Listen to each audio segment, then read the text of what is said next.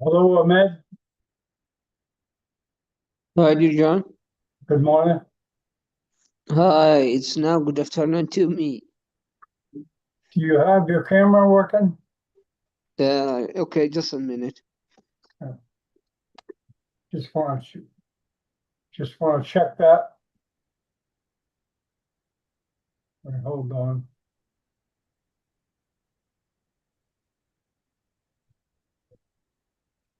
Hold on.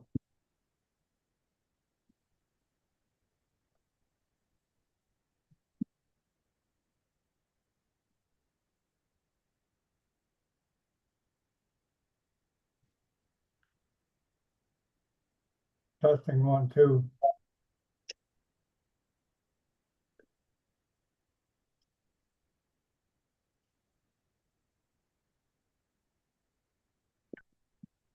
Okay. And that. Okay. Yeah, we start in 25 minutes.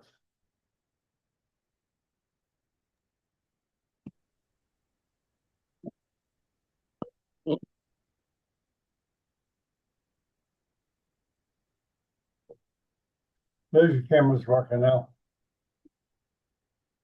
How have you been? Mhm.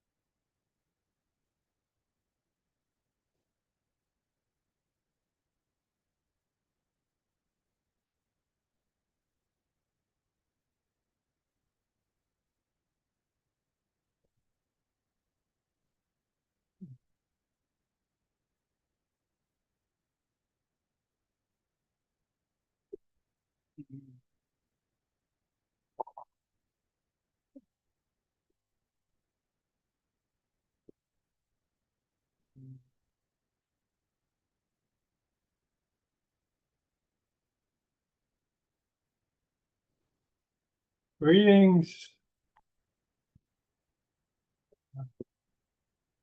Start in 10 minutes.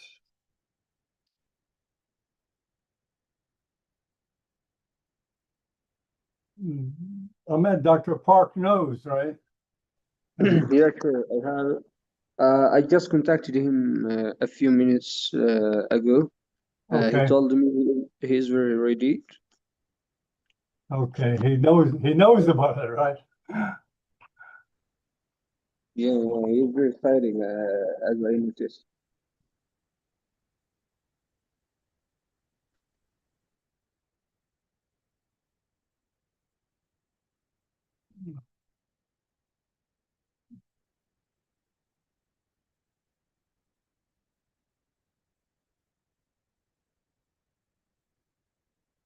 Oh, remember.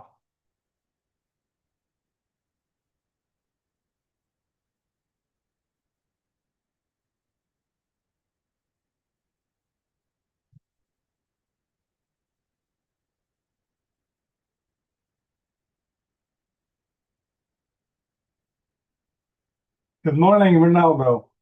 Morning, John. How's it going? How are you What's going doing on? today? How are you doing today? Yeah, pretty good today. Thank you. That's good. That was a good webcast last night. Yes. Was very good. A lot of Yeah, people. yeah. Very happy. You don't need a lot of people. You just need a good discussion. Yes. That's the important. The discussion, the relationships. It was very good. Sí, como mentor, sí, los mentores hablando los dos estudiantes ya residentes de Colombia y la otra persona que beneficia, no, de Tabasco, él está de Tabasco, ¿es un residente? Entraron, sí. Entraron tres. Tres, Tres. oh, qué bueno. Tres de Tabasco, sí. Muy activo, ¿eh? Tabasco Sí. en Zoom. Sí, estamos, Tabasco está closer than Guatemala, están pegados a Guatemala. ¿Qué lejos está de Guatemala? Uh, is the border, it's a Oh, border, okay. Yo estaba en Honduras, cerca a Guatemala, okay? porque parte de la aduana de Honduras está Sí, contra Guatemala. sí. Y hay una comunidad, es pequeño, es un estado pequeño, con una comunidad médica bien activa, muy activa. El otro 4 de octubre hay un congreso muy grande en Yucatán. Oh, okay. Yo voy a estar de profesor, voy muy temprano y voy a detenerme a lo de Luis, en la carretera, Oh, para okay. entrar Sí, es mucho campo. Fuimos a las montañas entre Honduras y Guatemala, muy aislado allá, sí, en la costa, cerca del mar. aquí es jungle, mucha jungla, Jungle, ajá, jungle. jungla, rivers, crocodiles, it's a Doctor, very, oh, okay. Dr. Park está aquí. Oh, Dr. Park is here, I mean. oh, sorry, hi, Dr. Welcome, Park, Dr. Park. Hi. Hey, hi, John. It's been a while. Hi, Ronaldo. It's been a hi, I met Professor. you a long time ago. I know. You've been busy. You kept this brand going. You have your own TV station. I like this, like you like neurosurgery, you know, you love going to the operating room, you like being around it, like the smell of it. You know, you still love it, right? Neurosurgery? Yeah, I don't operate nearly as much as I like because I'm so busy doing other things now with, Oh, okay. policy and global health and global public health. And yeah, it's that's what I'm going to talk about. You're in you're in Boston? I'm You, based in Boston, but right now I'm calling in from Seoul, South Korea, the oh, to South epicenter of Korea. K-pop. Okay. Yeah, yeah. Now, are they more technologically advanced than we are than the US? Are they they're really advanced, correct? Yeah, I mean, it depends on what you mean by the technology. I mean, they had like Apple Pay type of thing for 20 years. They had a phone-based payment system. You just tap 20 years before Apple Pay came out. Oh, wow. Um, yeah, yeah. Yeah, things work pretty well here, but it's a smaller country. It's easier to implement some of these things. Do they I see use my friend. Hmm? Zoom more than us or same, but the same for education? Oh yeah, big Yeah, time. big Yeah, time. yeah. I mean, they have them for the government. They have these big meetings, and they had some kind of a issue, I think, today, and they had a big, like, all the cities called in. I just want to say hi to Musk. I know Musk Chang. How you doing? I see, I see your name up there. And Ahmed. Ahmed. Ben is a bit busy at doing some last minute promotion. Yeah, I see him as a panelist Hello. up here. Pretty cool. Hey, Musk. Hello, Pat. Hi. Nice to see you again. Ni It's a hao. long time. Yeah, Ni yeah. hao. How's your invention going? I really like that invention, Yeah, by the way. yeah, quite good. At the end of last year, we were invited by the Liepel Neurosurgery Association, and we have done a workshop there. And just last month, two Liepel doctors went to our city to learn from that. They think they can apply that in their country. I hope it will TPRK? help them. North Korea? Yeah. What? No. From Hello? Pyongyang? Yeah, from Pyongyang? No, not from the Nepal. Oh, from Nepal. Nepal. Okay, Nepal. My bad. Yeah. Nepal. They said We, you we, have Yeah. been there. we, Yeah. I I've would been love to to tell Nepal, but about I've been South to Korea. Pyongyang too. Yeah. Once We should I go to have met Pyongyang. the doctors from Pyongyang about more than 10 years ago. They hospital. Oh my gosh. Okay, Yeah. Ahmed, Very hello. long time ago. Hi. Hi, John. Hello, Professor Kibark. Are you over there? Yeah, I'm trying to find where am I? Yeah, I'm lost. you want to test anything, Here we Dr. go. Here Park, I am. you want to test anything, or do you have videos on Yeah, there? I need to share my slide deck. Okay, So we're not you starting, but shared. if you want to check something. Yeah, How's that? That that's work? beautiful, beautiful. Okay, so I'll stop sharing then. Yeah, so Hey, Ahmed. Salam Hi, dear alaikum. Professor. Walaikum salam. Hi, I'm so glad to see you. Yeah, you hey, safe Ahmed, from the 1 minute, Ahmed. packets flying? Okay.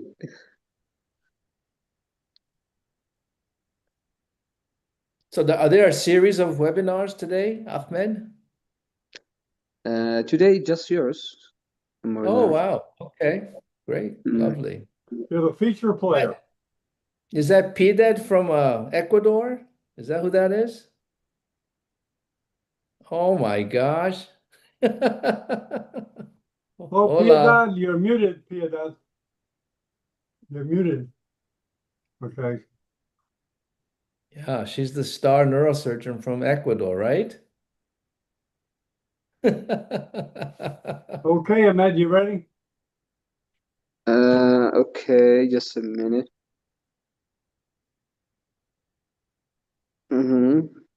Okay. I'll start recording. You ready? I'm ready. Okay, 10, 9, 8, 7, 6, 5.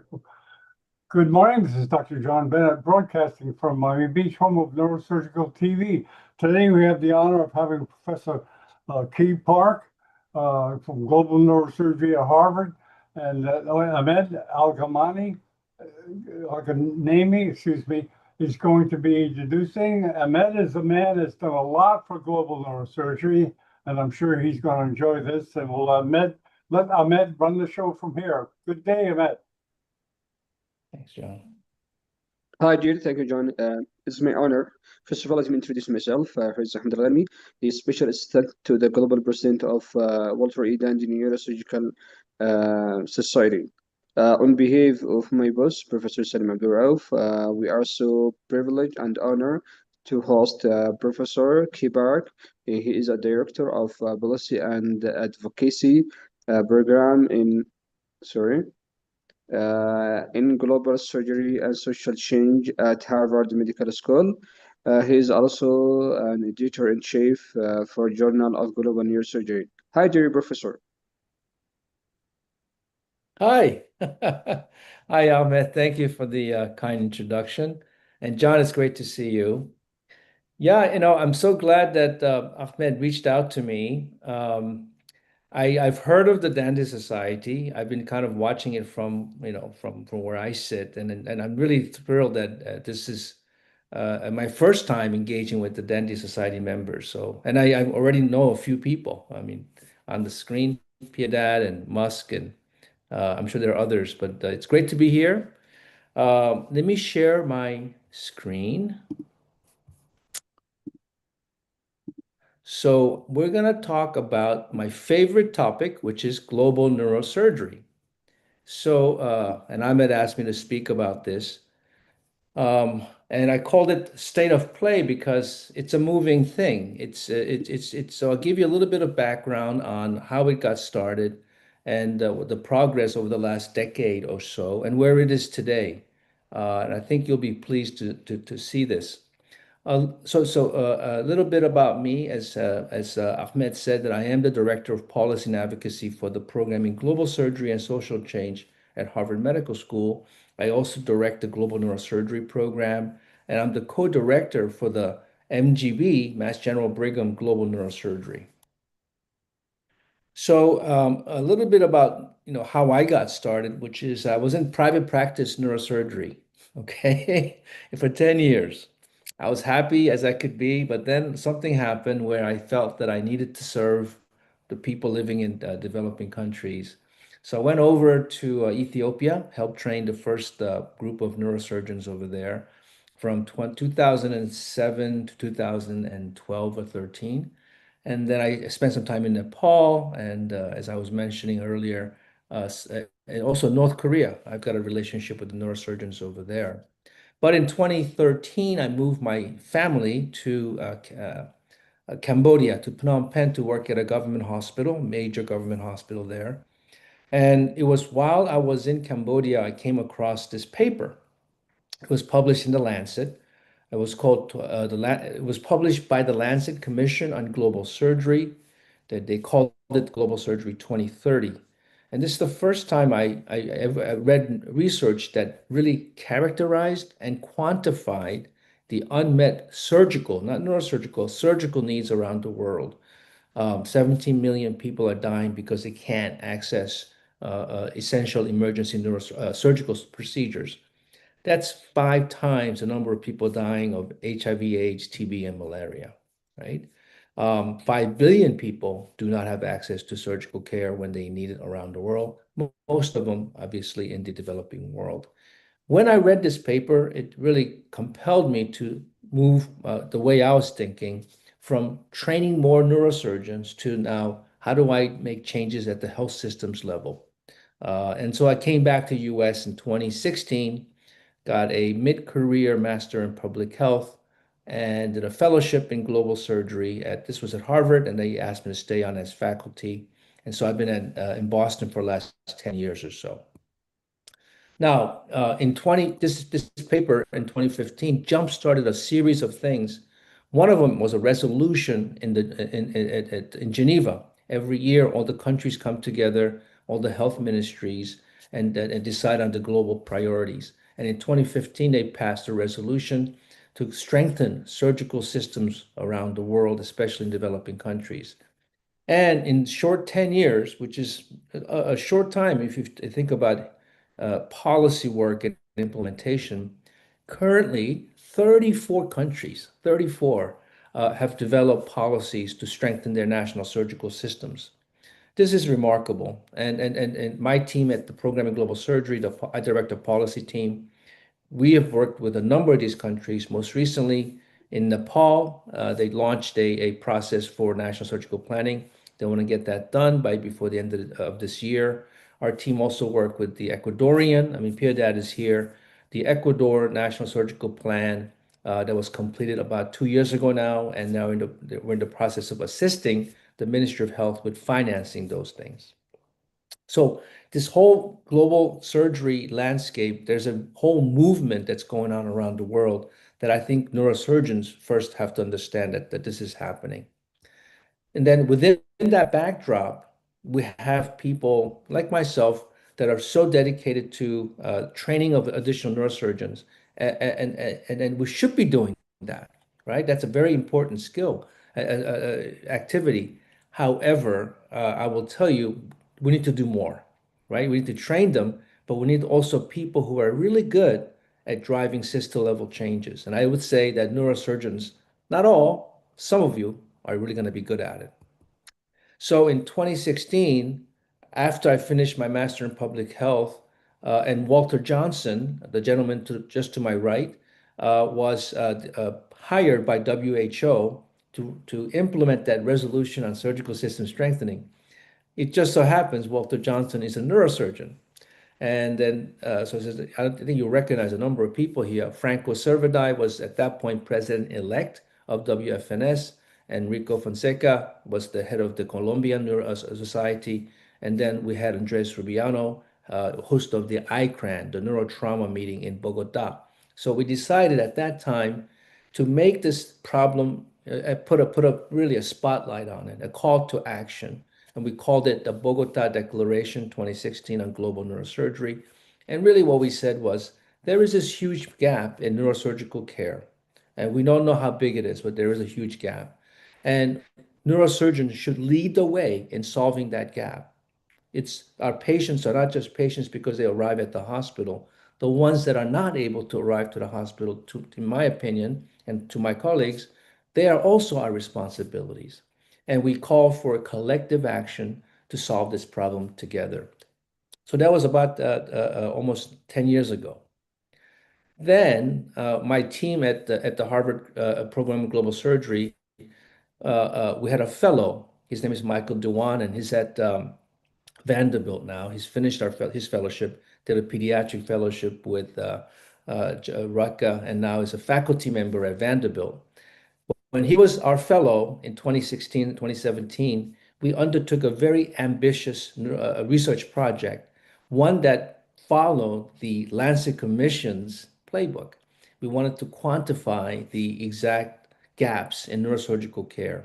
So that paper, we came up with these following really key figures, and to this day, everybody refers to this as the unmet neurosurgical needs.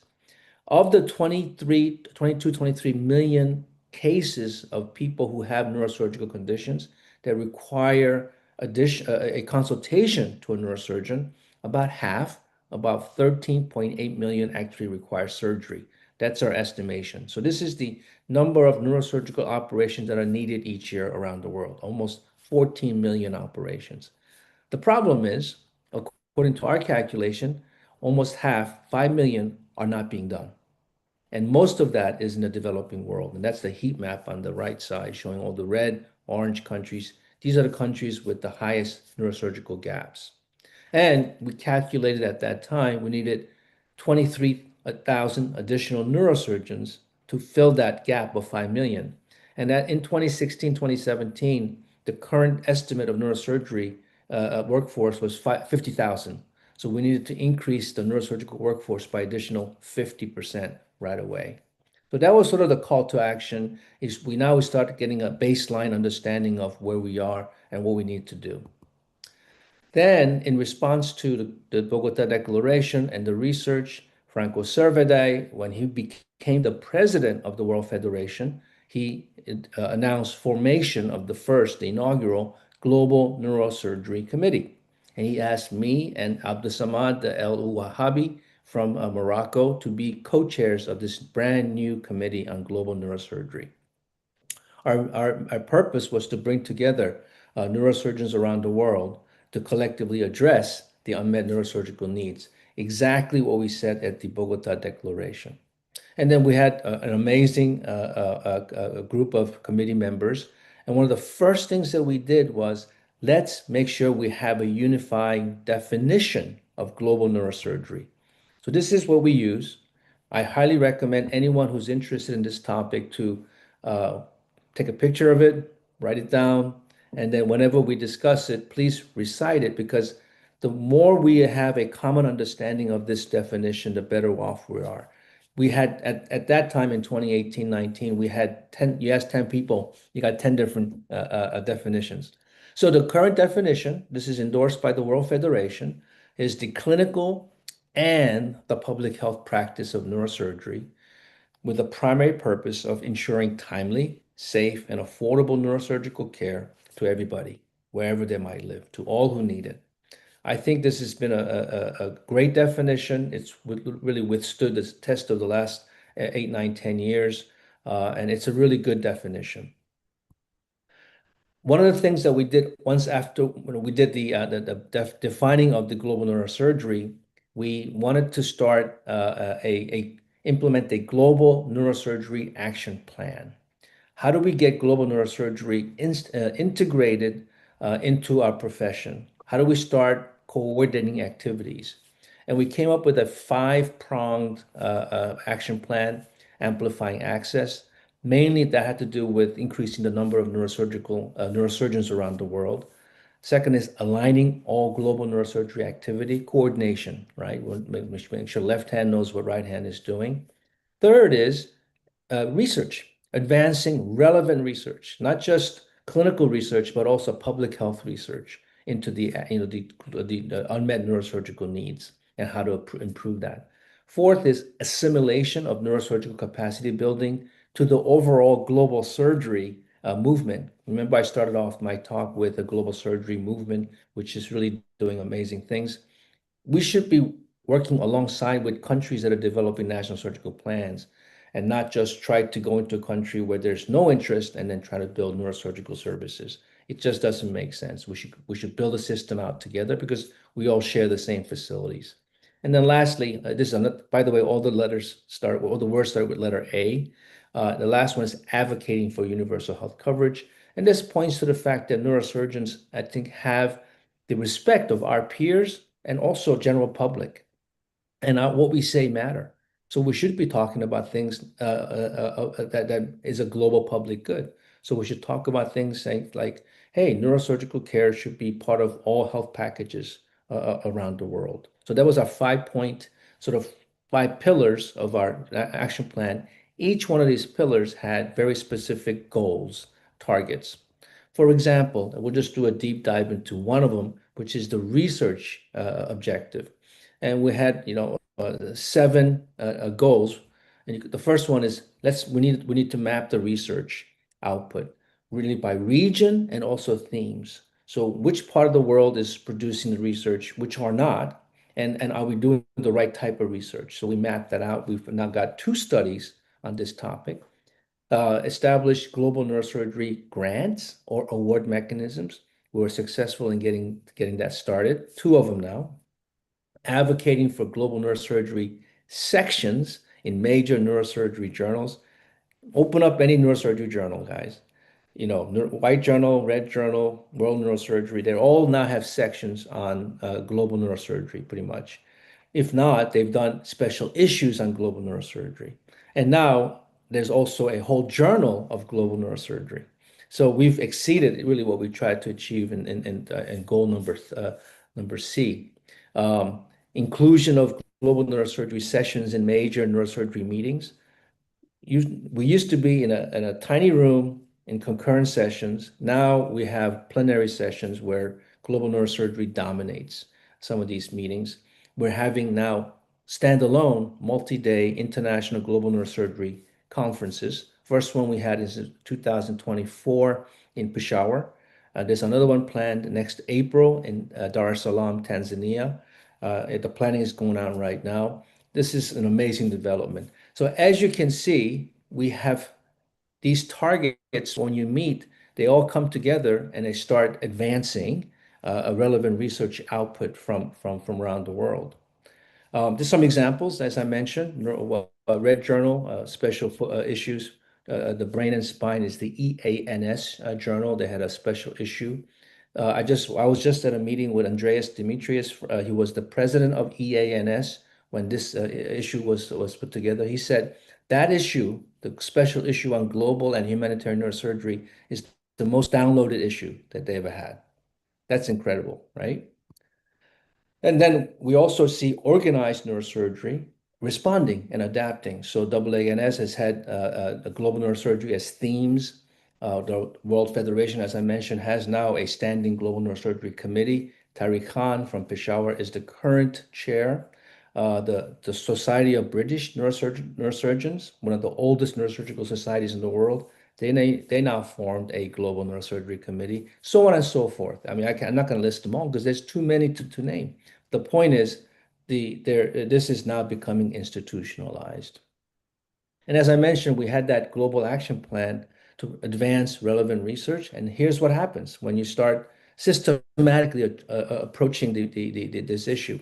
So if you go to PubMed and put in global neurosurgery and search, this is what you get. The output on global neurosurgery is just growing exponentially. It's exploding. And the good news is that it's not just quantity, right? Quantity is important, but we also want to look at quality. Are these articles having impact? Great question. So I'm going to toot my horn today a little bit and go to one paper that we used. Remember, we did that paper that estimated the global unmet neurosurgical burden, the 5 million operations. That was actually a compilation of 10 separate systematic reviews and then all the data compiled into one paper. One of those reviews was about estimating the global incidence of TBI, right? And this was done through a modeling. It wasn't even primary data. And we published this behind the paywall in the White Journal, in the Journal of Neurosurgery.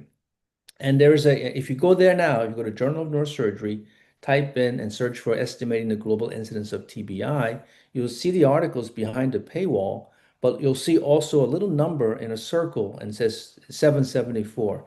That's been climbing over the last 3 or 4 years. I don't know what 774 means, but this article, according to this particular metric, it's been cited over 2,500 times. It compares this article to the other articles from the same journal, same year. So it's number one for the outputs of similar age from Journal of Neurosurgery, right? 120 papers that came out that year. But what to me is amazing is outputs from Journal of Neurosurgery from the entire journal, as long as they've been tracking it. I think it's 8,000 articles. This is number 3. This paper is the third most impactful paper, at least according to this particular metric, is number 3. And we're the most recent paper, and I think we're going to be number 1. But the other papers are like Hunt and Hess, Spetzler grading, these papers that are getting referenced all the time from 30, 40 years ago. So the point is, global neurosurgery research can be incredibly impactful and it gets cited widely. So don't discount that. And I think we're just scratching the surface on global neurosurgery. The other thing I want to say is that it could make a lot of money. Okay. On the same page, you can see how many times the article has been downloaded. As I told you, this was something where we did not have money for open access. We couldn't afford the article processing fees. It went behind the paywall for Journal of Neurosurgery.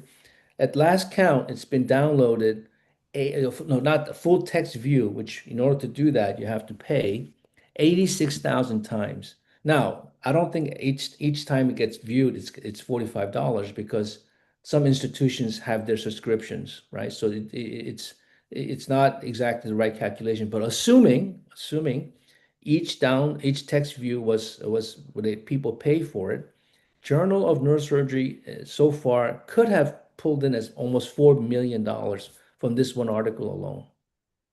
Just think about that. Okay. So as I mentioned now, this is the picture from the Peshawar meeting in 2024. Tariq Khan was a host, and the community for global neurosurgery is really expanding. And then, as I mentioned, he's doing an amazing job. There's another meeting next year, April, in Tanzania. I hope you'll come. We just hosted an event in Boston in May. It was actually in April, along the AANS annual meeting because it was being held in Boston. So we said, can we spend the day before when everybody's coming into town anyway, and get each organization representative to make pledges. These are open statements saying we will do ABC by this many years.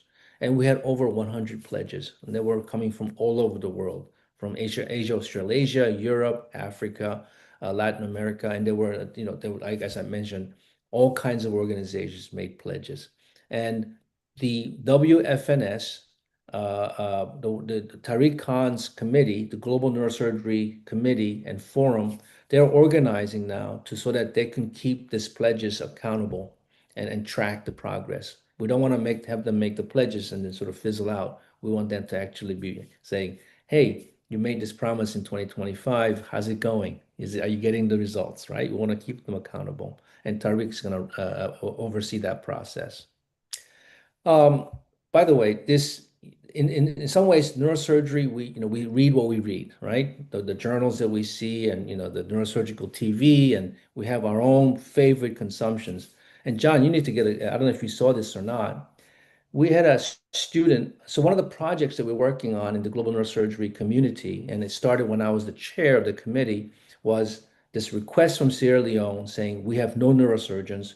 We want to start neurosurgery. And we got together a number of partners, and we were able to now have one neurosurgeon trained in Rabat come back to Freetown. And now he's doing surgeries and saving lives. We have 3 more neurosurgeons that are overseas, and they're going to join Dr. Kamara in the next 3-4 years. This story is so compelling. I had a student from Harvard who came up to me and said, Dr. Park, I'm interested in global health, not necessarily global surgery or neurosurgery, and I want to do something. And she said, I come from a journalist background. I said, why don't we send you to Sierra Leone and write this story up? This is an incredible story. So she wrote this story, and she pitched it to Goats and Soda for National Public Radio. It's been read over 100,000 times. Last time I checked, that was like a month ago. I think it's been read a lot more than that. That's incredible. And these are not just neurosurgeons reading this story, right? In addition, someone on TikTok made a video of this story. And then the last time I took a screenshot of that, it was 198,000 likes, right? So this is crazy. It's gone, in my opinion, viral. And why is that? Because global neurosurgery work is heartwarming, right? We do things that make a difference and bring neurosurgical services to people that are currently not getting those things. And when people see the results, it's notable, and general public they get excited about it. The big news recently is that the Ministry of Health of Sierra Leone has acquired for their first CT scanner to go into the hospital where Dr. Kamara is working. So, as I mentioned, it's a group effort, and the Ministry of Health is they're leading it, and they're putting their own money where the mouth is. And then, so in the next few minutes, I'm going to just be a little more reflective and philosophical on where we're going with global neurosurgery and what it's doing to our profession. Neurosurgeons, we are respected historically and for our ability to perform the most difficult operations using our own hands, and there's a mystique around that. We absolutely should maintain that image. I love that image, right? The master surgeons, the craftsmen. We need to continue that. And there are people that are doing it, show beautiful videos. Michael Lawton is a great example. Keep going. I want to build that, maintain it, that edge in our reputation. Not as visible, but the people that are doing some incredible research on neurosurgical conditions, tumor vaccines, brain-computer interface, so exciting. right? These are scientists. They're just innovating in, and coming up with solutions that we never thought we could do before. Yes, continue to maintain that reputation. So we're not taking away anything from those two aspects of who we are.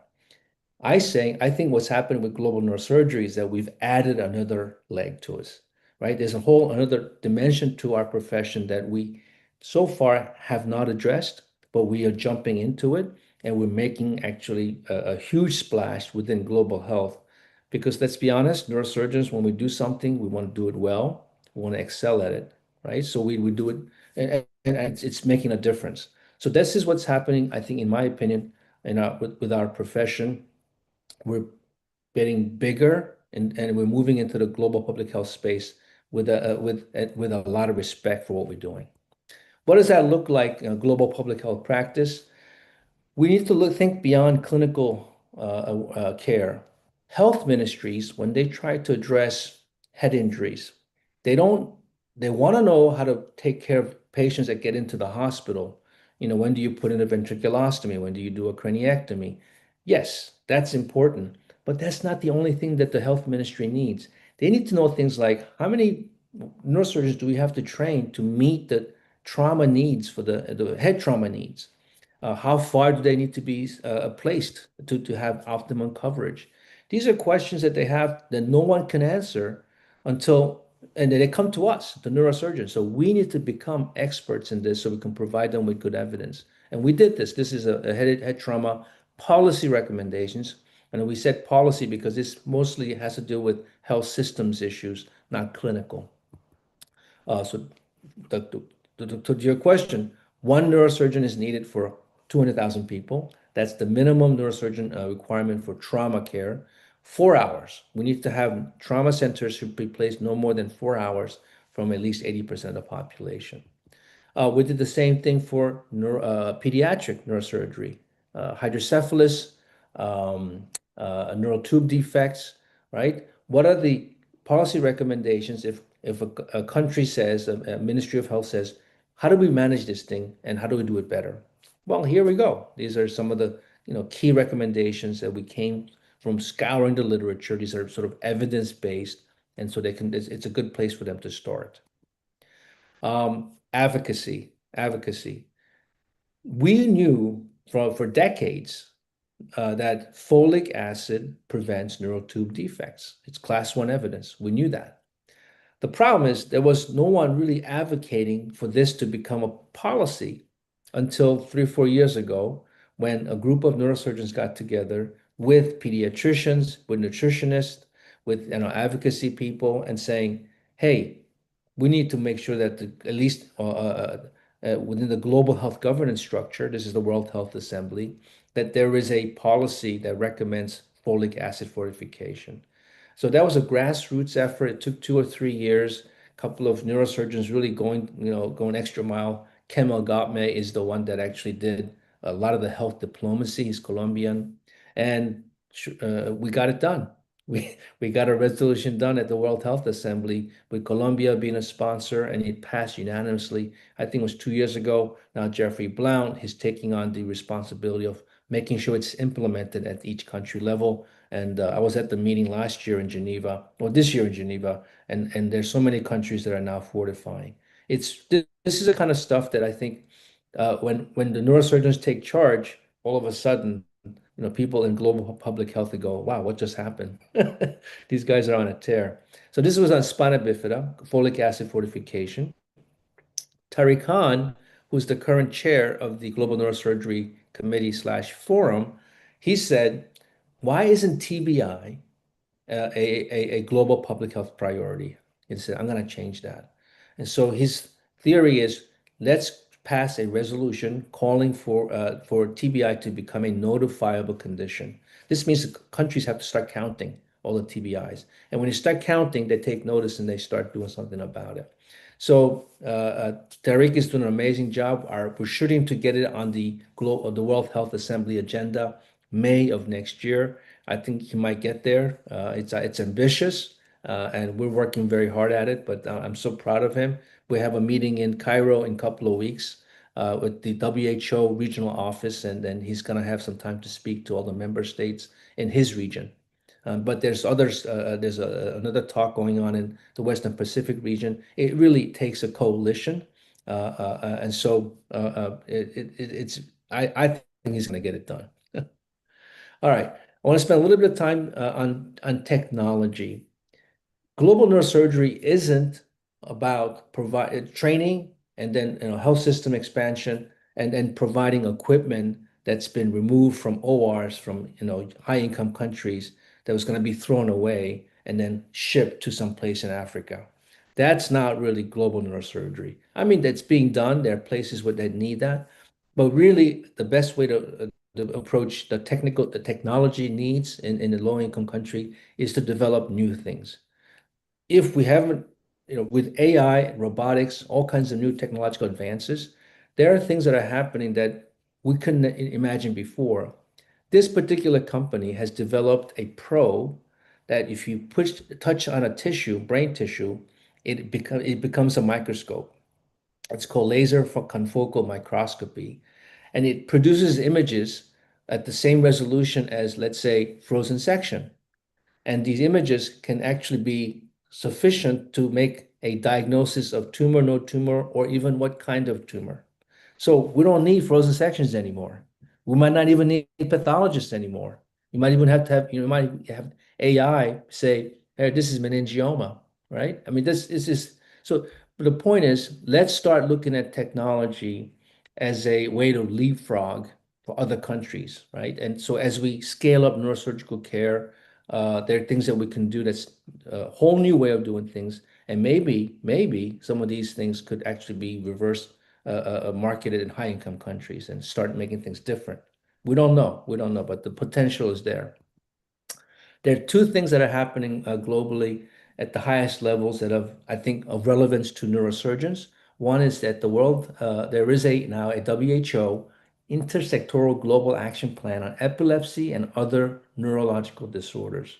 It's a 10-year action plan that goes on to 2030, I think. There's things like increasing coverage of treatment for neurological conditions up to 75% coverage. There's also a recommendation for doubling of research on neurological disorders by 2030. So there's a lot of things. And of course, this is not just a neurosurgical issue, it's neurological disorders. So we need to work with the neurologist on this. And I would say, where is WFNS on this? And I'm going to do a little bit of, self-reflection. WFNS should be leading the process of engaging with World Federation of Neurology, WHO, and bringing together everybody so that we are at the table providing guidance and also helping move this action plan forward. The other one is this big thing about brain health and brain economy. Over the last 2, 3, 4 years, all of a sudden, this whole idea of brain health and brain economy, not at the point, not at the lens of diseases and disorders, that's part of it, but also how do you make brain better, more productive and healthy? And there was a big event in New York. Some key neurosurgeons were there. I was there. It's something that we need to be involved with. Once again, I think it should be done at the highest levels of our organization. We're not there. The WFNS should be there representing the voices of the 70,000 neurosurgeons around the world. We're just completely absent, and that's unacceptable. All right. As I mentioned, I was in New York last week, and along the sidelines of the UN General Assembly. My global health work brought me into a discussion with a number of people, including the Minister of Health of Indonesia. So the gentleman on the left, second from the left, is Minister Budi. I'm on the right side, obviously. This group came together and formed a partnership. Minister Budi has already secured $4 billion of investing into health of his country. Now, with that $4 billion investment, one of the key priority is to reduce people dying and being disabled from strokes. So Minister Budi said, I'm going to put an entire country to be able to have access to thrombolysis and mechanical thrombectomy. And he said, okay, and they just purchased 415 new cath labs. Okay, it's a massive scale of the expansion of services. The problem is he can't train people fast enough to staff 415 new cath labs. So we're working with him, created a technical assistance facility. We actually launched one for cervical cancer. That's some of the other, his priority, cervical cancer. But the other one is strokes. And so we're working with people like Minister Booty, where we're at a really large scale. Once again, I like to see WFNS and the organized neurosurgery come and find the people that can help with this training, work in a coordinated way. We don't have a mechanism right now within WFNS. The leadership is doing whatever. And so we need the WFNS to step up. There's things happening and there's a huge void. So I'm going to end my talk here. I told Ahmed that I'll leave some time for Q&A and a conversation with him. That's my email. Anyone wants to reach out to me, please do so. I did. If you haven't heard yet, I am running for the president-elect of the World Federation of Neurosurgical Societies. The election is scheduled for December in Dubai. And that's my campaign website, www.keypark.net. Please support me. Thank you.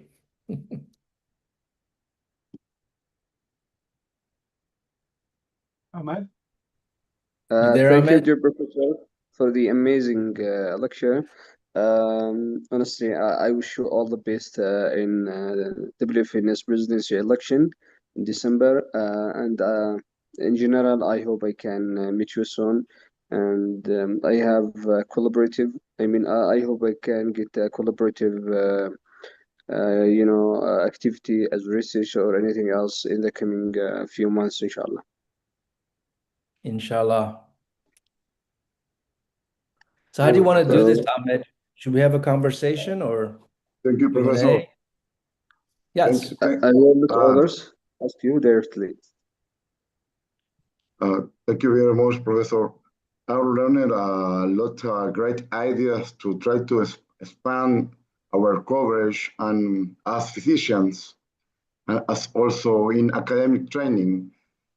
Right now, we have neurosurgical TV as a great support for us in Latin America. Again, one of the countries without the full coverage in southern Mexico.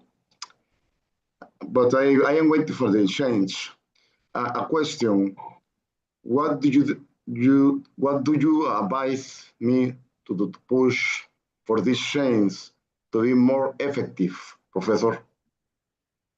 No, great question, Ronaldo. So, by the way, if you have, 10,000 neurosurgeons, not everybody is interested in global neurosurgery. For the same reason, like not everybody's interested in spine surgery or cerebrovascular, right? You have your own things that you sort of go into. I was more spine guy, but so I think. But that said, uh, I would say 10% is my rough estimate of neurosurgeons have this idea that they want to do more in terms of global public health. Like you just mentioned, there's something's not right. And we need to provide skill sets to people like you, Ronaldo, to be heard, right? You don't have to go to get a master's in public health. I think it's easy to do a workshop, even like, and I'm happy to lead it on advocacy and let's say op-ed, commentary writing, right? If you and it's not that hard, guys, just so you know. It's 750 words.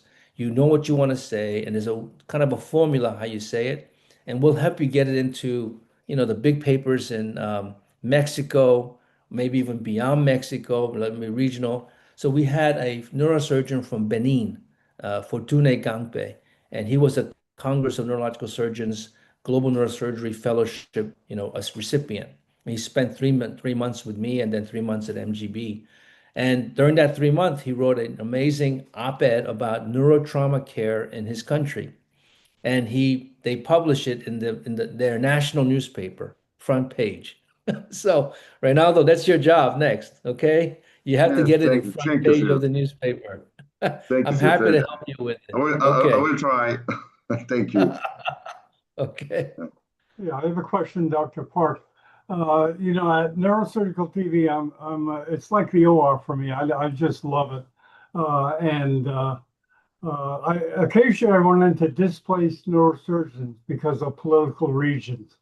And I'm not going to tell you what countries. I don't want to get them further attention. Where would a neurosurgeon go to get placed in a place like Africa, where they only have one neurosurgeon for 8 million people, or numbers like that? How would I try to get those neurosurgeons plugged in to those areas of the world, especially Africa, that need practicing neurosurgeons? So let's say a neurosurgeon has some extra time or has a desire to, let's say, go to these places and provide either mentorship, coaching, or teaching. Is that right, John? Am I No, getting he the wants to question? work. He wants to operate. They want to operate. So these are surgeons from high-income countries who want to operate in these No, not high developing countries. income, but well, I'll say the countries, Nicaragua and Myanmar. There are some neurosurgeons, as you know, that for political reasons, they can't practice in their Oh, countries, but they want to continue to operate. They want to keep their hands busy.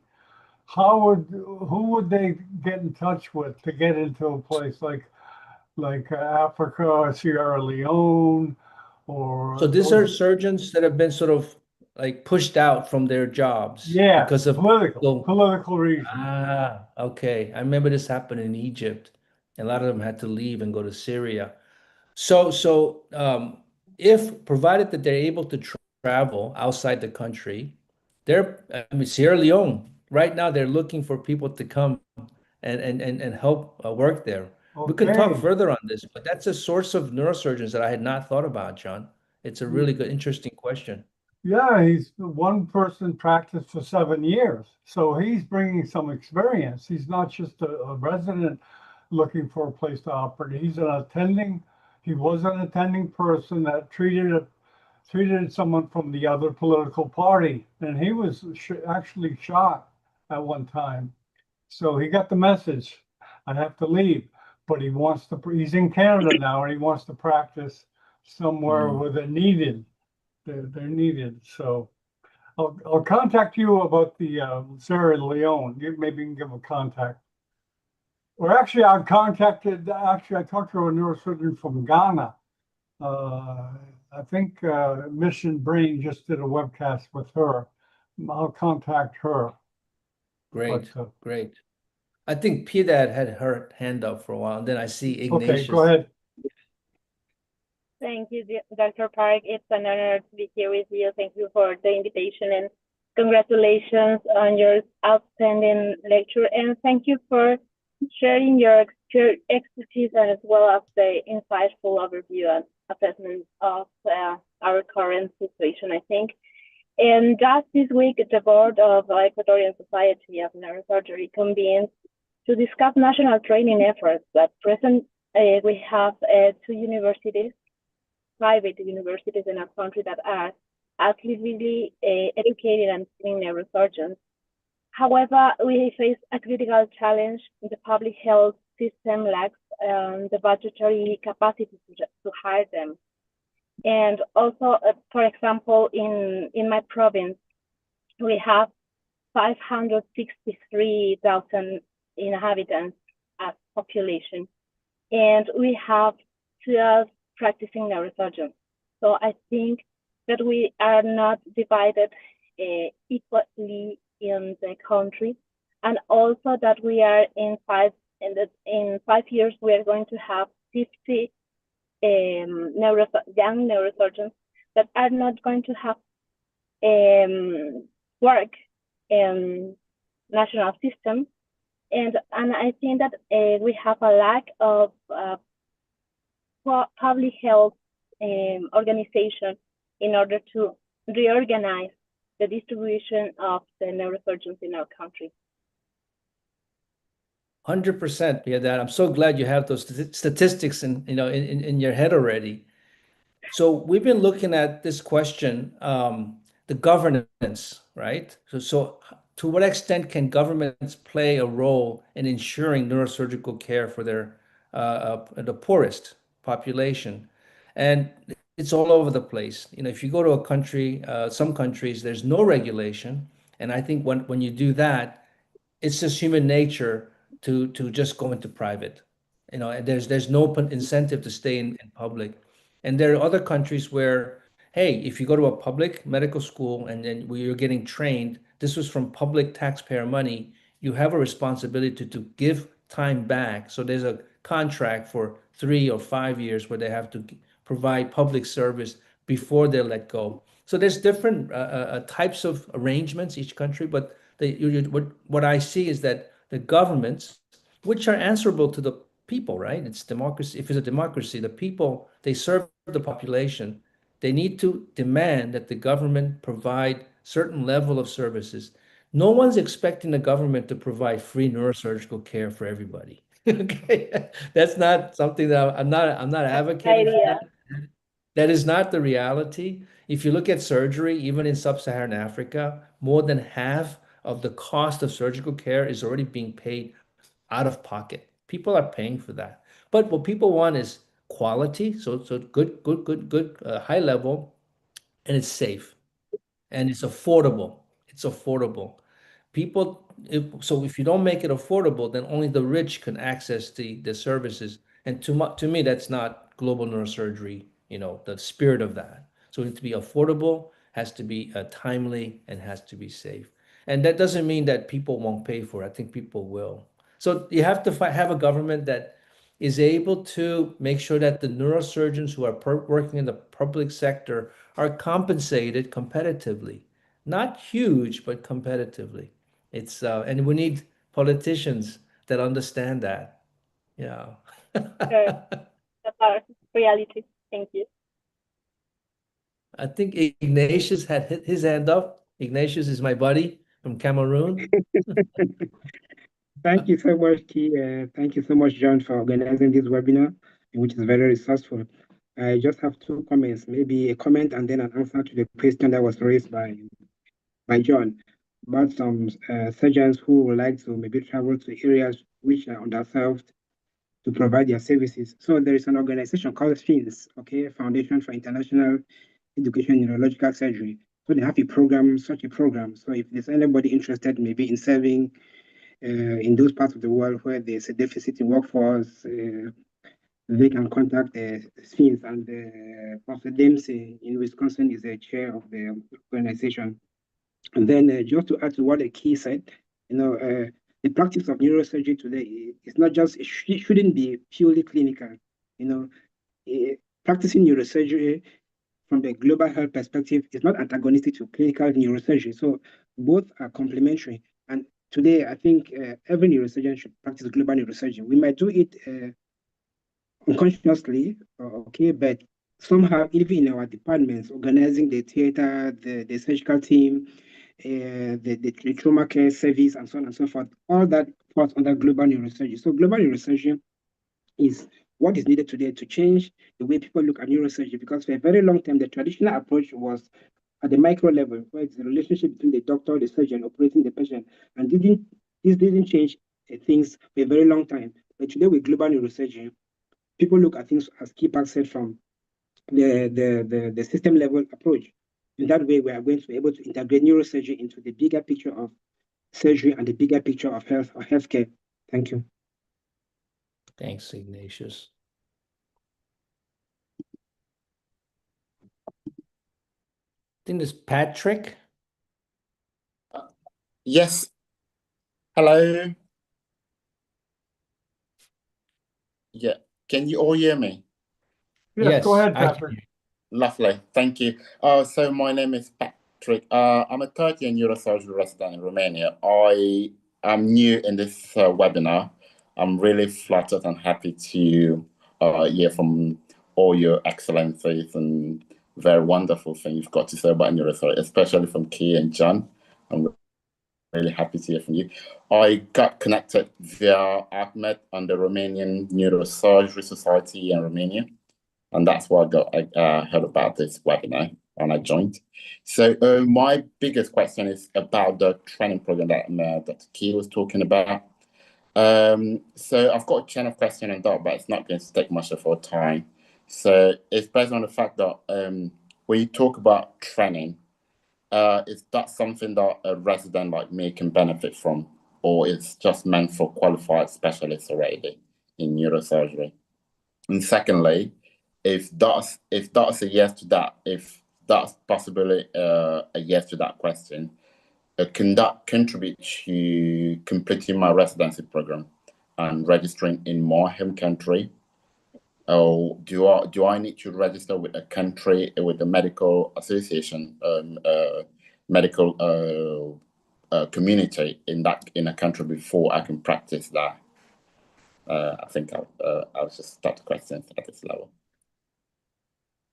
Patrick, just to clarify, are you talking about global neurosurgery training? Yes, yeah, global neurosurgery training. Yeah, does that have to do with anything that a resident doctor can benefit from? A resident in neurosurgery can benefit from?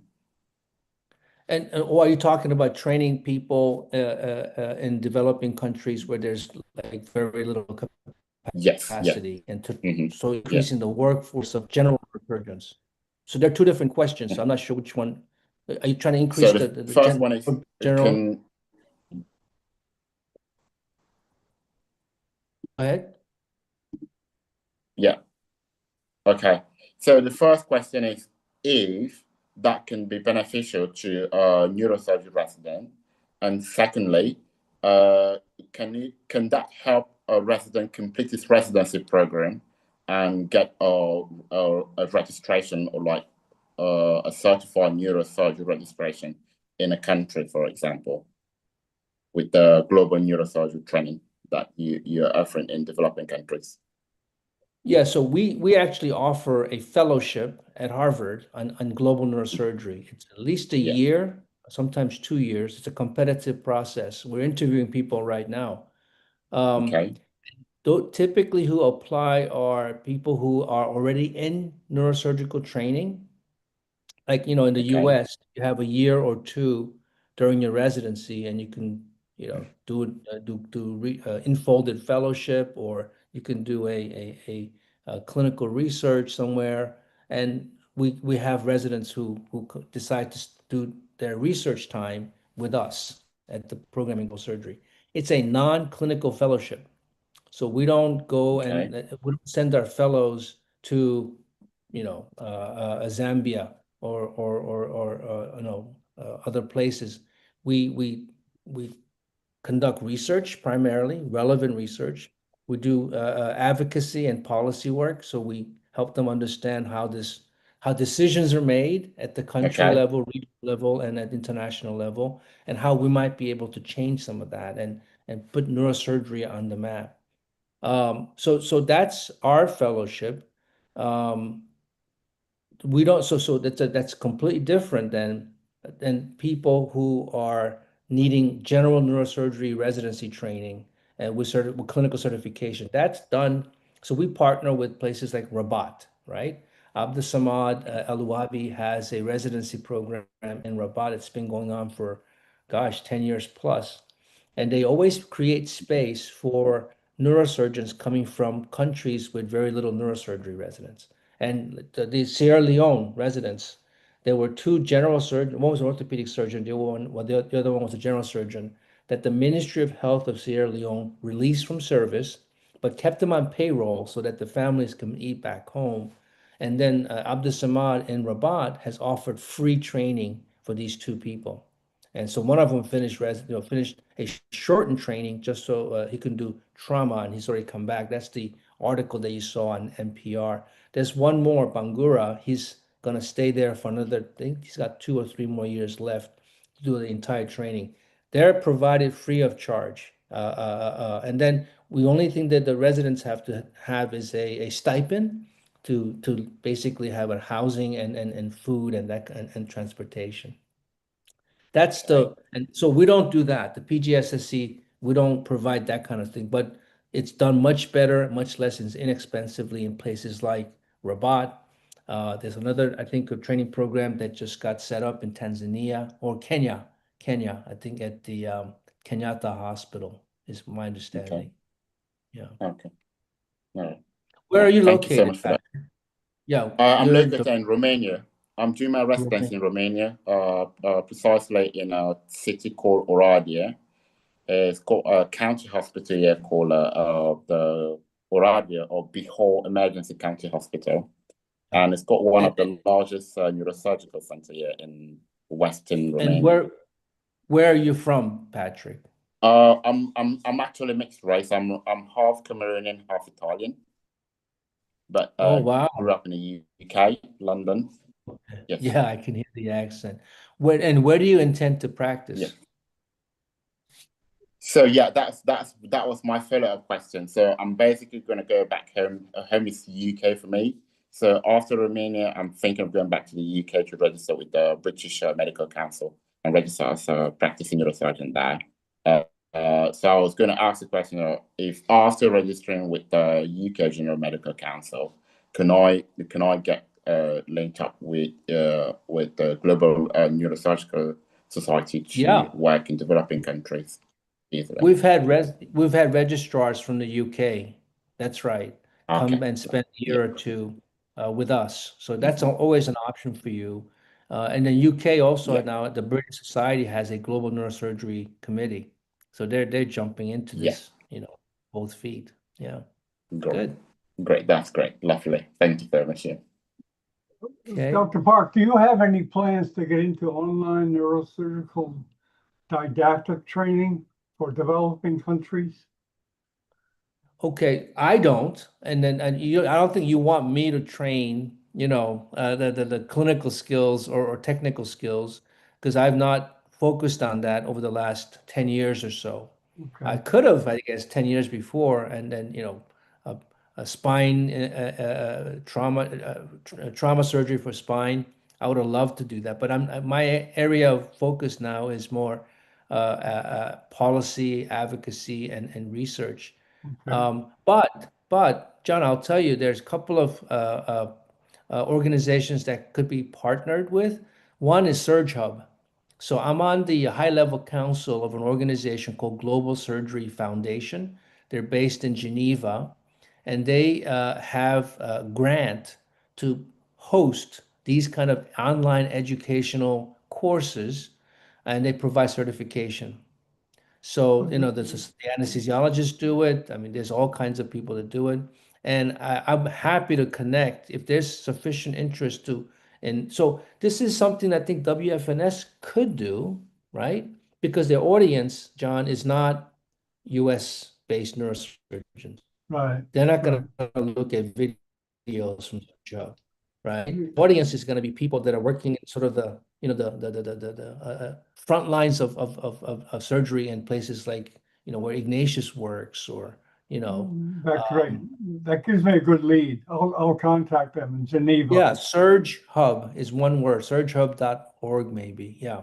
Okay, I'll write you an email to get it later. Thank you. Okay.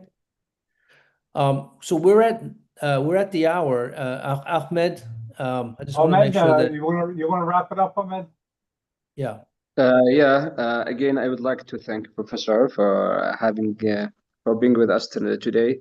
And again, I wish we can host you much more again.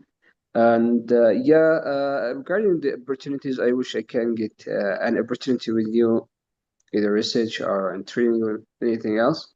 So we'll be in contact, and I will let you updated for anything that I need or discuss anything like that. I'm happy to do like a sort of a workshop, maybe one hour talk on how to write op-eds. We love to do it. We love to do it. Okay, I'll partner with you on that. Okay. Okay, then. Thank you very much, Doc. Thanks, John. Ahmed. Thanks, Ahmed. Thanks, Ahmed. Okay. Bye. Okay. Ciao. Bye.